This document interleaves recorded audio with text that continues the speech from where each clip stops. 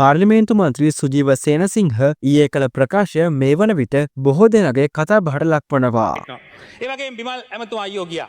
මේ ඡන්දය සම්බන්ධයෙන් ජනාධිපතිතුමා හිටින්න මම පොඩ්ඩක් කතා කරන්න බලාපොරොත්තු වුණා. ජනාධිපතිතුමා කිව්වා පළාත් සභා ඡන්දය පවත්වා ගන්න බෑ කියලා ප්‍රශ්නයක් තියෙනවා නීතිය සම්බන්ධයෙන්. හැබැයි අපිට දැන් බල අරගලයක් පේනවා මේ පැලවත්ත මේ මූලස්ථානේ මේ කළු මාෆියා මූලස්ථානය කියලා කියන්නේ. පැලවත්තේ තියෙනවා දැන් මොකද මං හිතන්නේ මේ ජනාධිපතිතුමත් එක්ක පොඩි ඇගස්ටියක් තියෙනවා බිමල් මහත්තයා. ජනාධිපතිතුමා පළාත් සභාව තියන්න කැමති නැහැ බිමල් මහත්තයා කියනවා අනිවාර්යෙන් පළාත් සභාව තියනවා කියලා.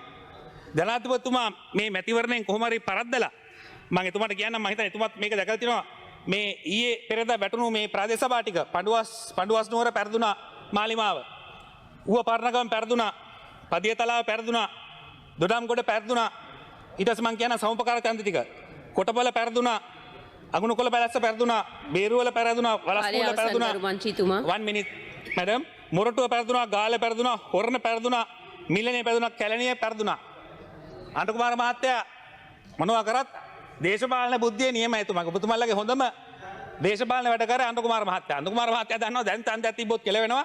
ඒ හින්දා මේ ඡන්දයක් අය තියන්නේ බිමල් මහත්තයා ඇවිල්ලා කොහොම හරි පත්තු කරලා කියනවා ඡන්දයක් ඉල්ලපල්ලා. ඡන්දයක් කියපල්ලා. එතකොට අනුර මහත්තයාට පොඩි එතුමාට පොඩි ෆයිට් එකක් දීලා බිමල් මහත්තයා ටිලි මහත්තයා එක සයිඩ් එක ලයින් එක. අපේ එතුමා කොහේ ඉන්නවද කියලා මම දන්නේ නැහැ. කවුද අපේ පොලිස් නියෝජ්‍ය ඇමති අපේ වටගල මහත්තයා. මෙයා කවුද අපේ වටගල මහත්තයා මේකේ කොහේ ඉන්නවද දන්නේ නැහැ. කොහොම හරි ටිල්වින් මහත්තයයි බිමල් මහත්තයයි පොඩි කකුල් මාට්ටුවක් දෙන්න යන්නේ. හරිනි මැඩමුත් ඉන්නවා සයිඩ් එකකින් එක පැත්තක ඉන්නවා. අපේ නලින්ද මහත්තයා තමයි අනුර කුමාර මහත්තයත් එක්ක ඒ ලයින් එකේ ඉන්නේ. ඒ හින්දා අපි අනුර කුමාර මහත්තයාට කියනවා ඔබතුමා බය වෙන්න එපා. අනිවාර්යෙන් මේ ඡන්දය පවත්වන්න පළාත් සභා මැතිවරණේ බිමල් මහත්තයාගේ මේවට අහු වෙන්නත් එපා.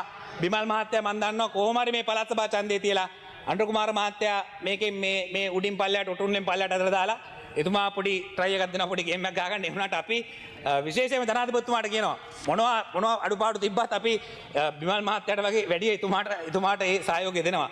ඒ හින්දා බලාපොරොත්තු වෙනවා කෙසේ හෝ මේ මැතිවරණ ඉදිරි අනාගතයේ නොදුරු කාලේ ලබලා දීලා රටේ ප්‍රජාතන්ත්‍රවාදය රකී කියලා. බොහොම ස්තුතියි.